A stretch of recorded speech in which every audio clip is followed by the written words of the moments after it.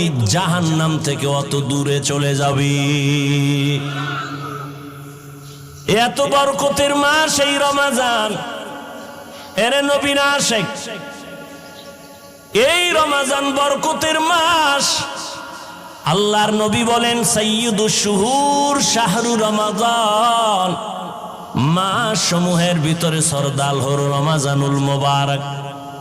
জাহান্নামের দরজাগুলো বন্ধ, জান্নাতের দরজাগুলো খোলা। ও আল্লাহর আশিক বান্দারা, এই রমাজানের মাধ্যমে বান্দা আল্লাহর সম্পর্ক মুহাব্বত গভীর করো। আল্লাহর সম্পর্ক গভীর করার জন্য মাধ্যম হলো দুইটা, এক হলো নামাজ আর এক হলো কোরআনের তেলাওয়াত।